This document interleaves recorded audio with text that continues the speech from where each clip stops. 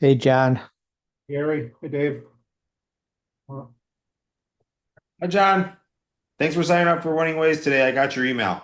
all right, can't wait.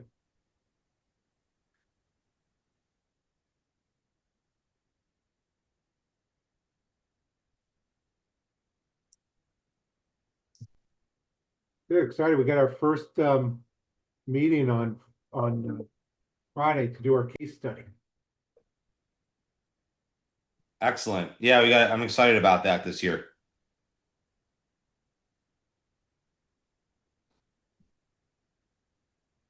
Dave, did you get my other email about the? Yeah, thank you for pointing that out. It has been resolved. All right, good. Good catch. I get to be very anal when I see things, my past history of doing financial statements. I blame it on.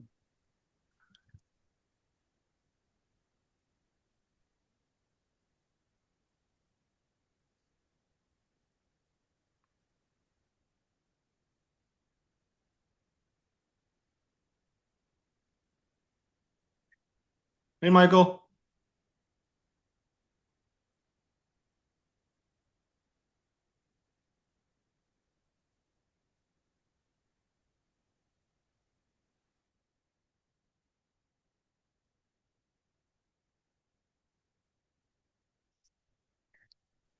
We're gonna give it another minute. We had a good amount of RSVPs here. Yeah, we almost had everybody, and Yeah. they decided to go to the pool instead, I guess. Hey, Trisha. It is nice outside, Gary. Depends where Hello. you are. It's a little overcast in Cleveland. We're sending it your way. Ah, thanks. It's cooler though. I love an overcast, cold day. Yes,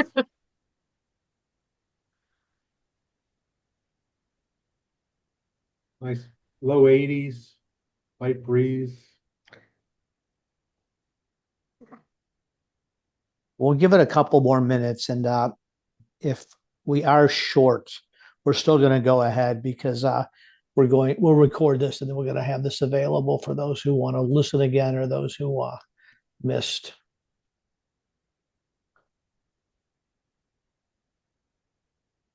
I think we need to do a better job of reminding everyone.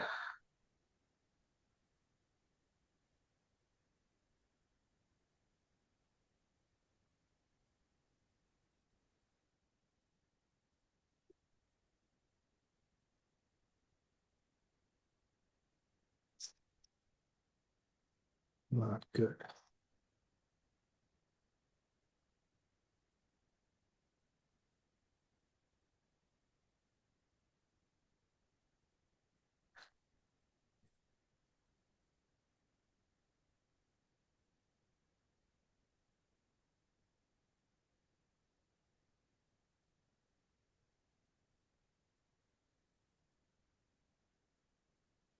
We'll give it one more minute and then we'll get going here.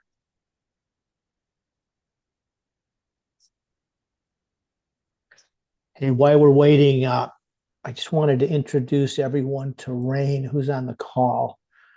Rain is joined us recently, and she is going to be taking over our administration of all of our events, Manchi Partner Boot Camp, Winning Ways, Basic Training Boot Camp, uh, digital, digital. So she'll be handling all that for us. Taylor has moved on, and Rain is taking over. And Rain and I have worked together for several years, and we're very excited to have her. And she's caught on real quickly, so it's going to be a smooth transition.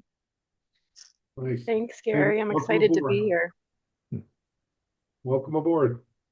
Thank you. Now you're joining a great organization, though. Agreed. We'll send you a check later, John. Hey, listen, I'm constantly talking you guys up. Thank you. Okay, so let's talk so we could get going here, and at least get this recorded for those who are unable to be here. So um, this is a topic that when we first started our Winning Ways conference. We're going to our 4th year. This was our very first topic. And what the objective is of Winning Ways is to pick the most significant practice management issue in the profession and do a deep dive on it. And 4 years ago, it was human capital. And I said for the last 3 years, it could have been human capital again and again and again, but it wasn't. And what we did is we added human capital, at least this portion of it, to the curriculum for Managing Partner Boot Camp. And until recently, I thought I was like a real world expert in this whole field. And I'll tell you, in the last couple of months, I just kind of shake my head and say that, you know, maybe this whole conversation is just accelerating so quickly that in a lot of ways, I think what we started talking about 3 or 4 years ago was really kind of outdated and is taking a totally different direction. And I'll spend a little time talking about that. But, you know, back in the days when I had my firm, which was 10 years ago, and we used to look at human capital, it was like an easy exercise. And in the accounting firm, at the end, we had 375 people working in the accounting firm.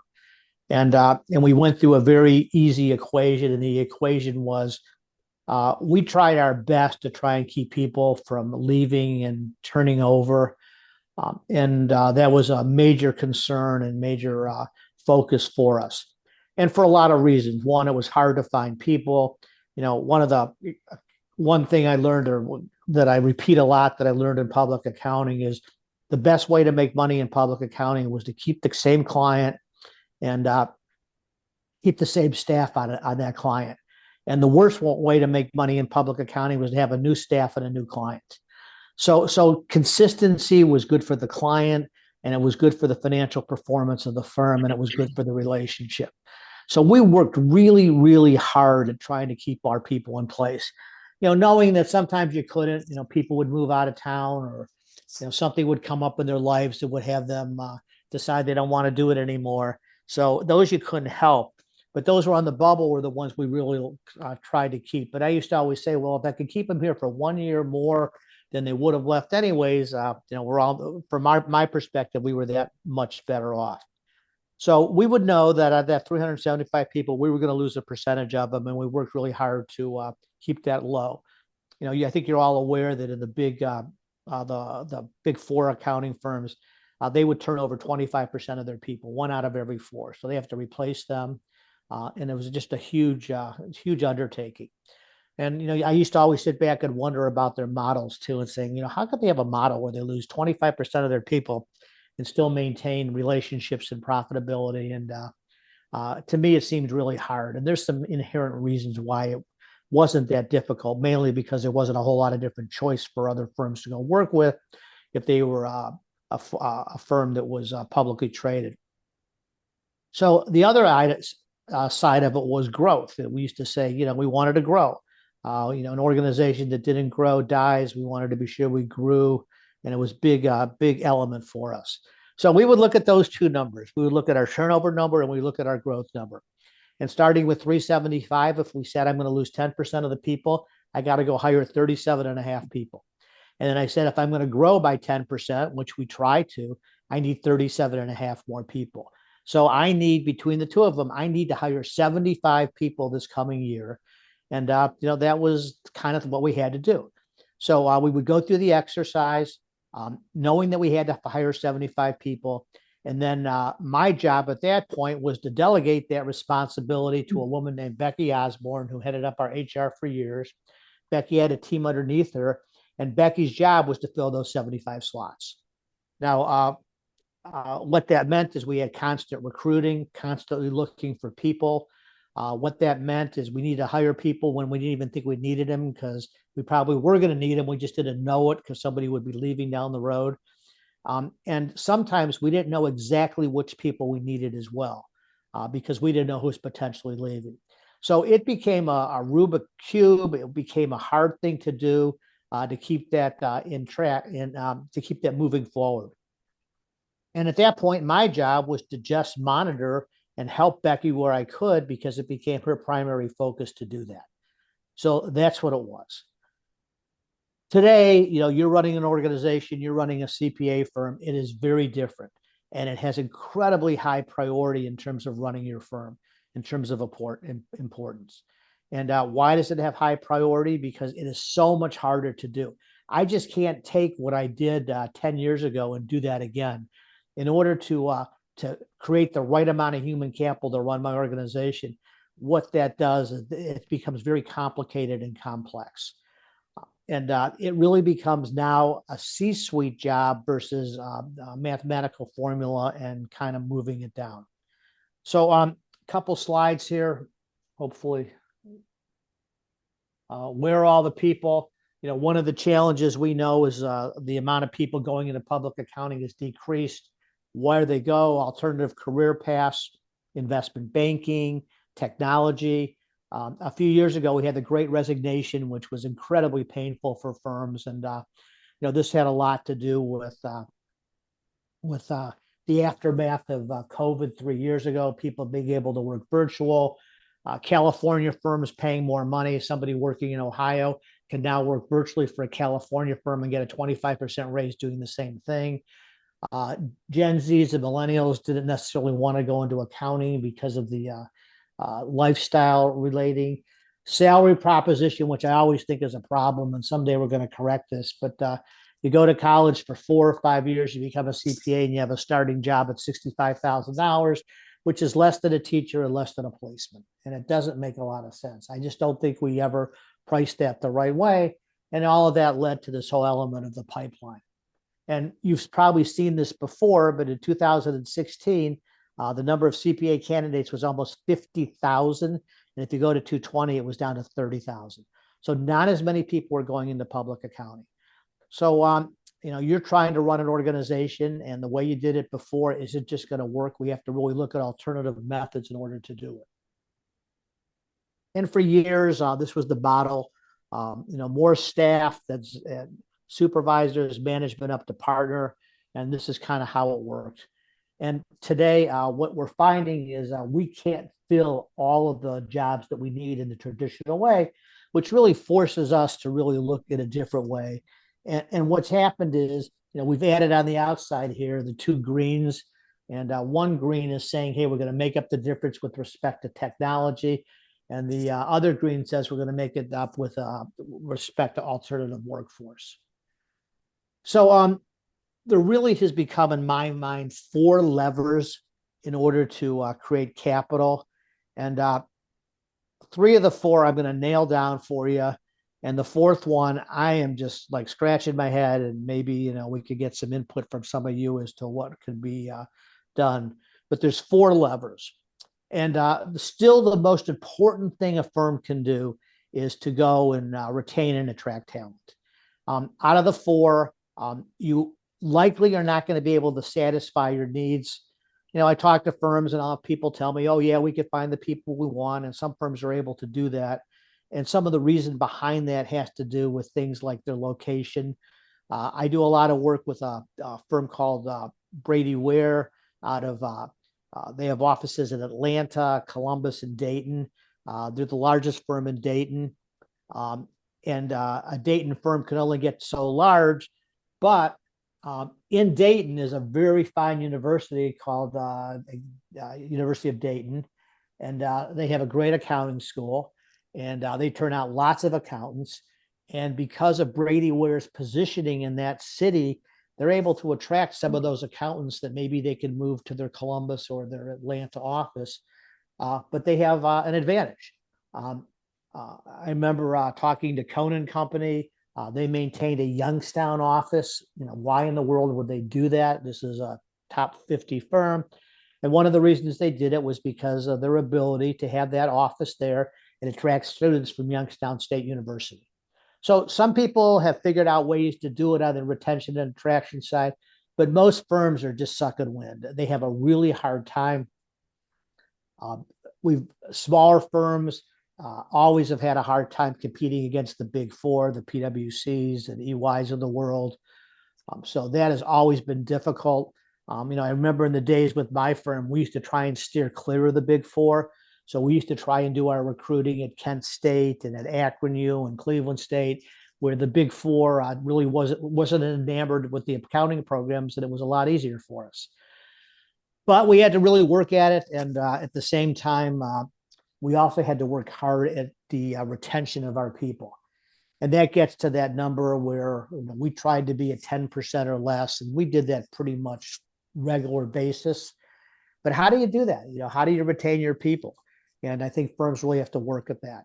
And that has to do for us, at least at our point in time, a lot of it had to do with building a millennial culture for our firm, knowing that our firm was populated by millennials, and the workplace had to be a workplace that would really be a workplace that would focus for millennials.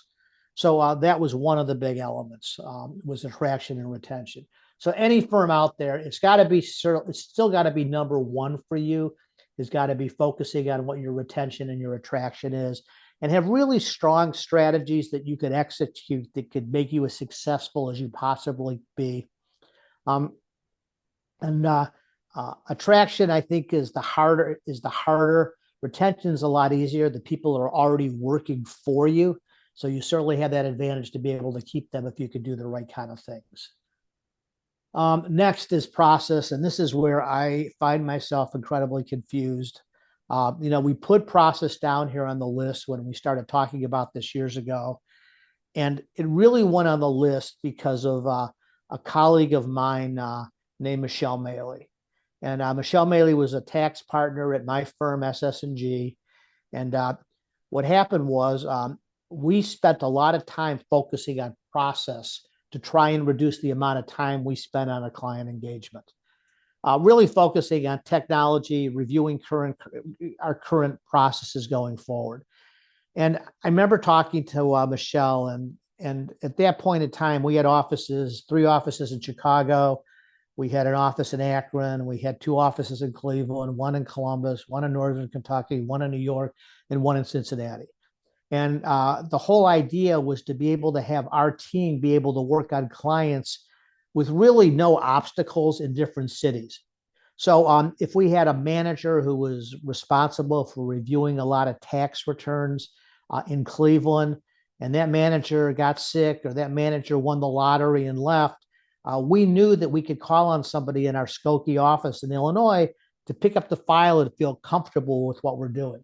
So our goal was to be able to have all of our people work within the organization in a very consistent basis. That was the goal. So we focused on that. Michelle spent literally 2 years trying to put that together. And what happened was tax partners, feel entitled, and this is how they want to do things, and this is how I've always done it, and I don't want to make these changes. So Michelle had to go, and she had to battle, history and entitlement, to try and get everybody on the same page. And when it was all said and done, we had a $50 million tax department, and we were able to increase our bottom line in our tax department by 4%, by $2 million, which was substantial. 33 partners, just by improving the efficiency, we were able to increase their average partner compensation by $70,000 a partner by doing nothing but just being more efficient. So it was a real home run for us. And after we recognized that, we went and we switched gears and we said, okay, let's do the same thing with our audit practice. And at that exact point in time, we ended up selling to BDO. So it kind of never really progressed going forward. Michelle really made a name for us. She made a name for herself by being so successful in the process. And what happened was she left BDO and she was like a rock star. Must have been 15 firms, including EY across the country, that were trying to hire her to try and do the same thing at their practice because they saw the real value in it. And, you sit and you say, how does that, how did we get to where we got? And, the reason is you make lateral hires and people come into different offices and do things differently. And then accountants were good to add steps of process and review. And we just never challenged it. And as an organization, we were really good at adding things to process but we really never spent the time looking at it and subtracting it. And I like to give this one example, and the one example is review points. And you try and move up the ladder in the tax area, and you get to a point where you're a senior and you can review other people's work. And you started out as a staff, and your work was reviewed. So it's this huge hurdle, that you get when you become a reviewer, and call it a little bit of power and adding to your ego. And now what would happen was, a typical situation is somebody would have a tax return done, and then when the tax return was done, what they would do is reviewed. What they would find out is that there was a social security number that was inverted. Instead of 6-7, it was 7-6. So with review processes, that was noted. It was sent back to the reviewer, to the preparer. The preparer needed to make that change, probably through our technology. And then once that change was made, that tax return went back to the review person to be cleared. And that could take, because it's the middle of busy season, something as simple as that could take a week to do, between logistics of getting it back, correcting it, getting it back to be approved, etc., versus the reviewer says, okay, let me change it, move it along, and let me tell the preparer that they screwed up and they had inverted social security number. So things like that. We used to look at kids' returns, and we decided we couldn't make any money on kids' returns. They went through the same process of review as any return. And we made a decision that we were going to no longer review kids' returns. The amount of possible errors were minimal. And if there was an error, the IRS would potentially catch it and send it back. So things like that we looked at, and we plowed through it. So I always tell people that this is probably a really good idea for you to do, is to review process. But then the firms make a mistake, and every one of them makes the same mistake. And what happens is, they'll go to a senior person in their tax department or their head of their tax department, and they'll ask that person to review the process. So they're going to ask the architect of the process to go back and review the process and say where things were wrong, versus potentially getting somebody from the outside. So I've made this recommendation many times. I don't know how many people have done it, but I think it's pretty solid. And that is, if you have a collegial firm similar in size to you, do a deal with them. Have your tax leader review their tax department, and let their tax leader review your tax department. And hold no hostages. Go all the way through and be as diligent, as careful as you can. So big element. And then technology became a big element too, using technology, all the different technologies here. But here's where I get stuck, and I'm really stuck right now, and it has to do with artificial intelligence. And the pace of change that I've seen in terms of artificial intelligence influencing what we do in the accounting space is it's just unbelievable how quick it is. It's really unbelievable. And on a personal note, I really had really no way to understand or measure this until I started working with a program called Plaud, Plaud. And this is a program I'm working that's helping me write my current book. And for me to write a book in the past was incredibly painful. Outside ghostwriter, meet with her, talk about the chapter. She would take my words, put it into print. She'd send it back to me. I'd review it, send it back to her. And it would take me literally years to get a book done based upon that process. And I use this AI tool, sit at my desk. I'll go through a chapter, 10 minutes to talk through a chapter. We send it to AI, then we go to ChatGPT, and within 5 minutes, I have a completed chapter. And it's like unbelievable how quickly it is. And then it learns, and you can see how it starts to pick up my tones.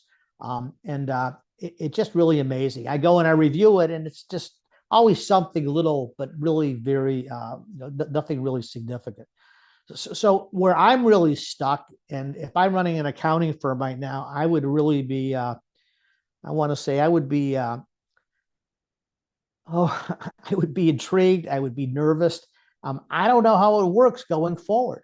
When you're able to just be able to dump data and information into into an AI process and immediately get the information back. And does that mean that in the future we don't need people to do this work anymore? This would all be done through artificial intelligence. And if so, how do the people fit in, and where do we use the artificial intelligence? So it's really perplexing to me. We do a lot of work with some of the outsourcers, and I'll talk about outsourcers in a minute. And I can see when I work with them how they're getting very nervous. People have built these large businesses in India and the Philippines and different pockets around the world where these CPA firms have used these outsourcers to produce information for them. And big time. The big four each have 100,000 employees plus in India. BDO has 2,500 employees in India. Pretty much every large firm that we talk to has some element in Asia and in that part of the world where they do some of this work. And what I'm seeing them and what I'm hearing from them is this whole idea that you guys, AI is really important. You should be using AI, but it's really important to have a balance between AI and outsourcing, which is telling me is that they have a huge concern that what they're doing could be really impacted going forward. So I want to take a quick break right there. I want you guys to kind of any of your thoughts about this and where this is going that we could all learn from. I certainly would like to learn from it as well as to where these processes are going. So, what comes to mind? Are any of you using it? How do you see it in terms of things like bookkeeping? We're seeing a lot of it with respect to, tax research, things like that. Anybody, any clues? I think, Gary, we're still trying to figure it out on our side. We've actually about to hire a consultant to help kind of guide us through the technology that's there. We're constantly meeting. We have a technology team that meets with different software providers to see if there's anything we could be doing. On a personal note, I mean, I've used everything from Google AI to Adobe AI to analyze contracts. It's amazing what these things can do. Kind of the same thing what you mentioned with your book. It's very powerful. It would take us hours to go through reading contracts, pulling out the key aspects of it, and determining how to recognize revenue. It's being done in seconds now. And what you mentioned too is our concern is getting this technology. How do we train our staff when they come in? How do we help them understand the building blocks of accounting if they're not exposed to it? Or you ask yourself, should I be teaching them something different? Yeah. And as to what's there. And then a whole other element of too is how to charge for the stuff. Yeah. Where I'm working on this book, and it would take me thousands of hours, and now takes me 100 of hours. So that means that the price of the book should go down by 95% because it didn't take me as long to do this. And maybe I absorb into the cost of the technology, which is really inexpensive. Mm-hmm. And what happens in the profession when it starts doing tax returns and they're Yeah. really done well, and starts doing the CAS work and bookkeeping work and does it well? Where do firms fit and what kind of work that should be doing? It really confuses me. Anybody else want to jump in on this? David, have you seen anything? I guess in the near term, I see it functioning a lot like offshoring does right now, where the staff level work is happening overseas, and then the much higher end review work and consulting work is still happening here. So I don't know how long we have in that model, but I see it elevating people's function much quicker than it would normally do so in their career. And that's going to require a very different kind of onboarding and learning and development, obviously. The other stuff, as far as getting client, business development, et cetera, that's still going to have to get done in the near term. But getting the actual work done, I think it's going to be, okay, AI can do the first 25%. How do we get people to come in and do this, the 25 to 75, where we already have partners do the last 25. So I mean, that's, I think a lot about that. And two things that come to mind is one, you mentioned, how long, and this is what's really kind of amazed me because I think we're already there. We just don't know how to use it as how long. And the other thing is when you say 25% and the other 75%, I'm not convinced that 75 at 25 the other way. And with respect to AI being able to do that, some of this tax research, and you've probably seen it. You were a tax person back in the day. It's astounding as to what can come out on this tax side of this research, and it just Yeah, no amazing question. how quick in seconds that stuff that would take just take forever to do just so quickly. But what I'm seeing people, here's the thing. If you don't have the acumen to make sure that what AI is giving you back is sound based on all of your understanding and experience and all that stuff, then I think we can get into a really scary area. Like you have to basically be an absolute expert to know if what you're getting back is good. It does give you junk if you don't put good stuff in. But if you look at that, I mean, some of you are probably aware when they did one of the first places that jumped out that got a lot of notoriety is when Kennedy, head of human health and human services, they had an AI memo done that was talking about vaccinations and ended up identifying a couple of things that didn't even exist, and they don't know where they pulled them out from. But in my mind, that in 2 years from now, that'll never happen because I hope so. because it keeps learning and keeps doing a better job at what it's doing. But think about one of my favorite topics, DEI, like diversity, equity, and inclusion. If it's pulling from who we are right now, it's going to come up with racist and sexist and all kinds of responses that are just reflective of us and the errors we make as humans for a while. Like it's going to take some time to get it to kind of meter out the bad that we've produced out there that it's drawing from. Yeah, but 100% makes a lot of sense. But when you're talking about tax and financial statement preparation, there's not that much room for DE&I biased, and when you're looking at something like that. True, but that's what I'm saying. The stuff for which it's gray is going to get way more interesting, and that's where firms are going to move to as far their provision of services that are value based. The commodity stuff is going to be done by AI. 2 years ago, we were doing a retreat for a firm on the West Coast, and this is when AI was really starting to blossom, and or not blossom, just more notoriety. And the managing partner, he ends up sending me an email, and he said, this whole thing with outsourcing, all that's going to be over because we're going to be able to just use AI to do everything.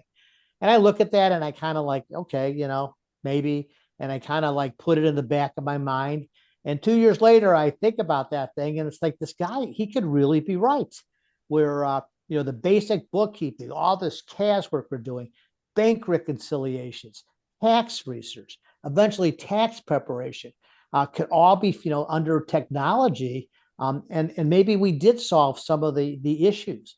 And then you ask yourself, where do we fit it? And I think you kind of like really captured it right when you said, if it's 25% that's going to be done by a machine, where does 26% start, and how do we need to educate these people to going forward in terms of what's there?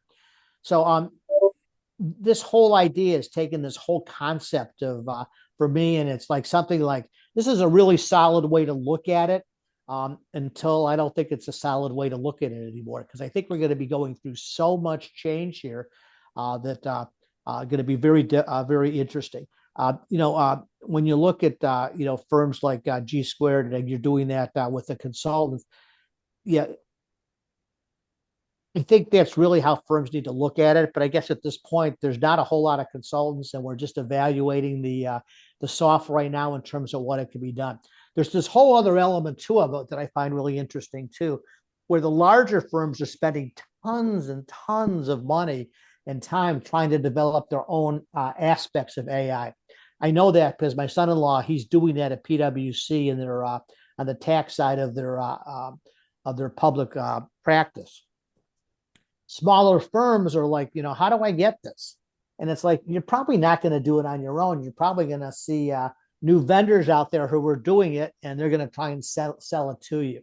So, I've told firms that I think this is something that just got to be, really, really on their radar screen. There's got to be a task force trying to gather as much as they can. There's got to be talking to other firms that have successfully implemented these things, and try and stay up with where it's at today.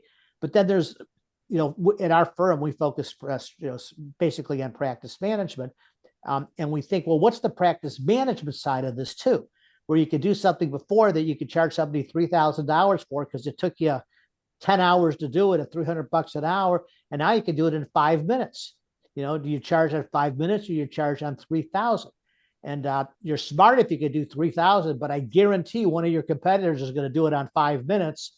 And you're going to say, how's this going to work going forward? So a lot to do there. So interesting topic. I appreciate your help on that. Outsourcing, that probably has reached its peak. There's in terms of assistance, a couple of years ago at the BDO Alliance meeting, less than 50% of the firms were using outsource. My guess is today it's probably 80 to 90% of firms are using outsource in some form. Somebody like a process is a SurePrep, where they'll just go and do your 1040s for you. And then you have others that augment your audit practice, QX, Trigger. There's a ton of them there. They really become a part of your team. They're just going to be, you're going to see them on a screen and maybe not as in person. And then some firms, you do see them in person. What they've done is they've asked them to come to the United States on visas for 90 days and spend time and meet people and then sending them back to where they're from. So many of firms are looking at it different ways.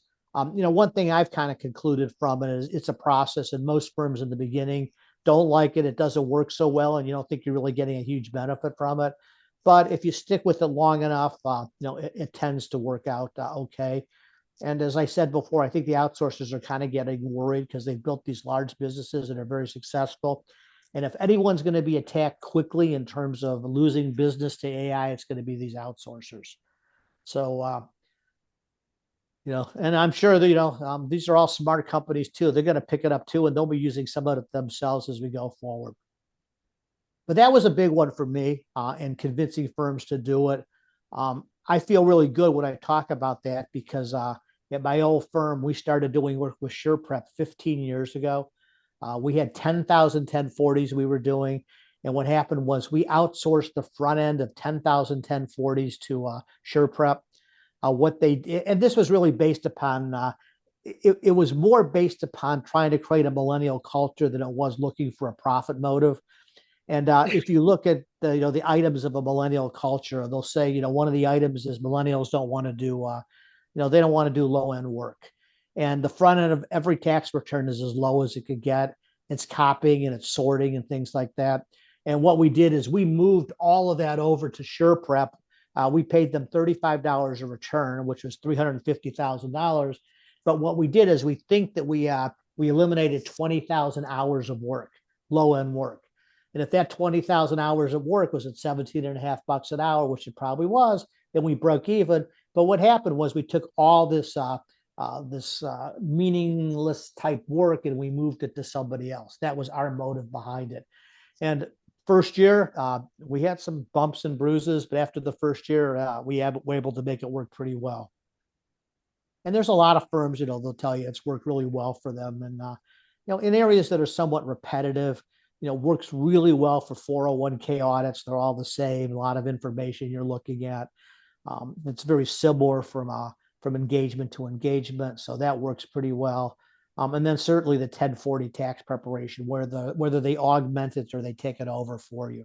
But that's a big element. And the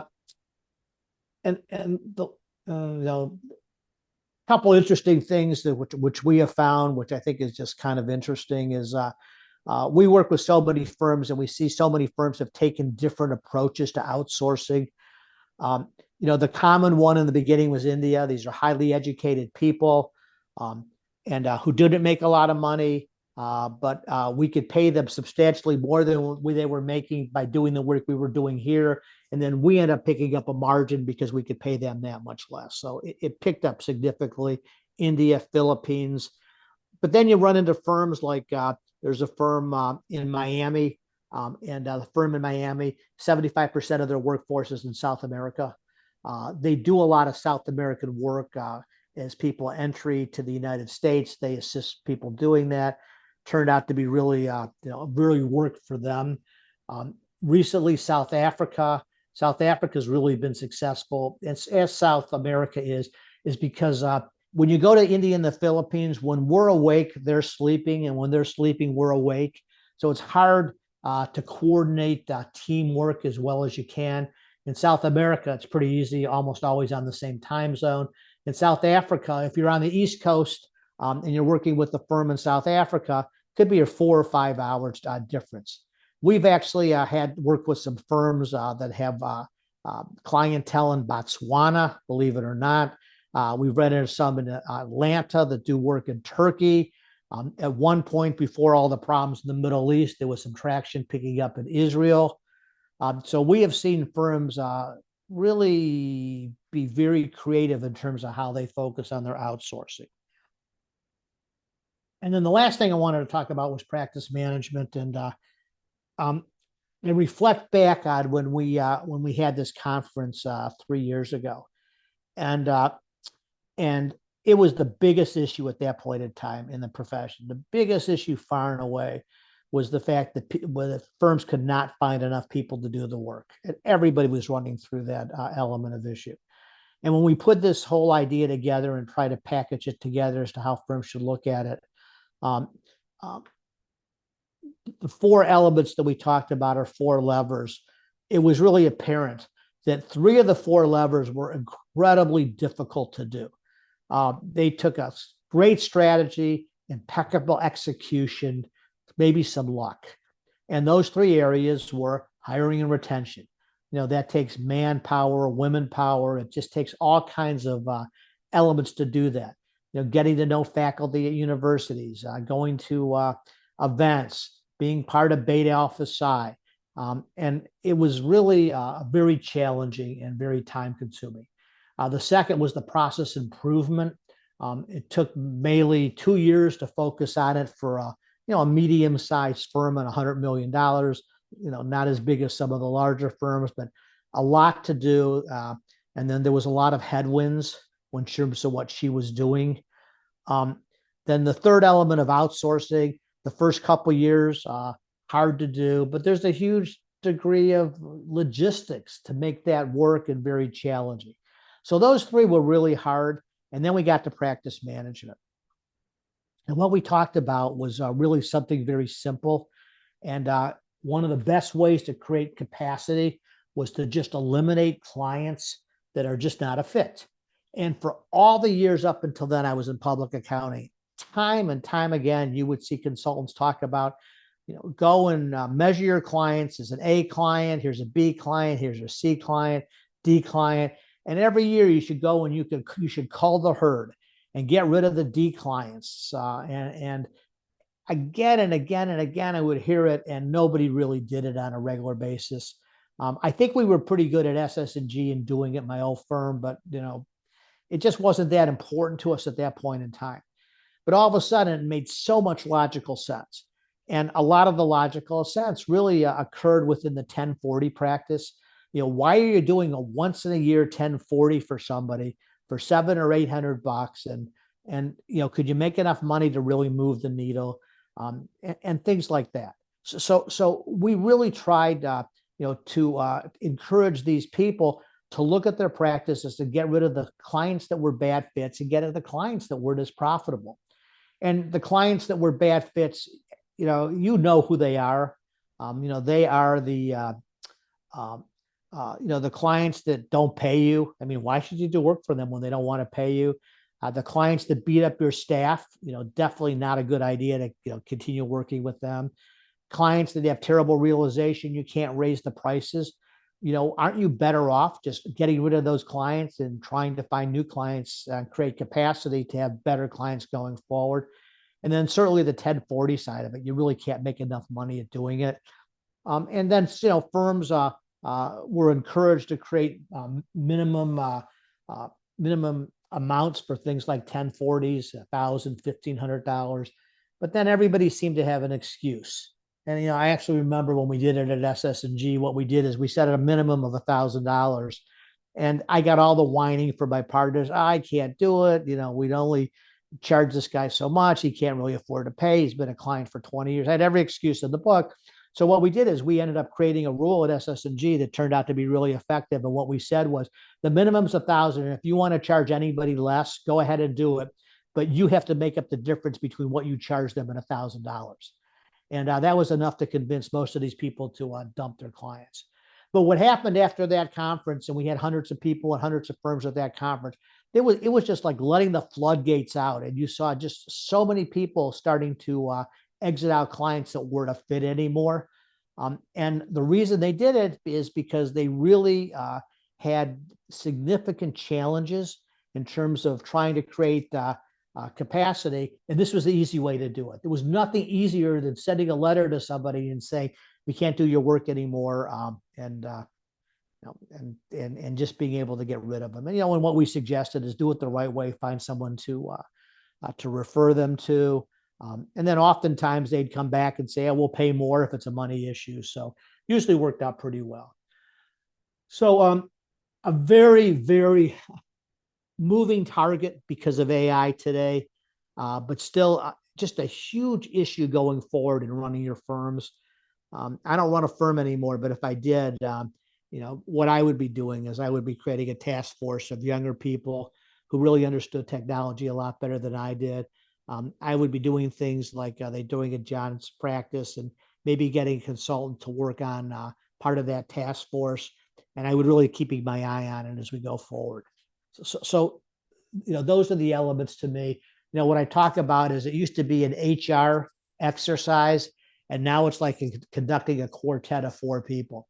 You're not going to find your HR manager do that. That's going to have something that's going to have to be done by your chief operating officer, your managing partner, somebody in the C-suite is really going to be having to take care of that going forward. So we have a few minutes left. Any comments, questions, thoughts, things we should add, things we missed?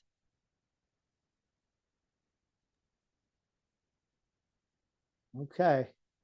Well, we're going to give you guys all 10 minutes here back for the day, and we appreciate it. And we'll see you at the next Intersession. And I think your programs are starting soon. Just a couple of things I wanted to remind you of. Winning Ways Conference, November 13th and 14th. It's going to be focusing on staying independent. It's going to be really good. We done some preliminary work on it. We're really excited about it. I don't think there's going to be anything like this that's been done to date. I think it's going to be really helpful going forward. Managing Partner Bootcamp, we're filling up number 20. If you know anybody, we'd appreciate that. Basic Training Bootcamp, we have 8 out of 15 sold, have 7 spots left. So if anybody comes to mind, let us know. Or if there's any way we can help you and your firms individually, please give us a call. So thanks, guys. We'll see you soon. Gary. Thanks, Take Gary. care. Thanks, Gary.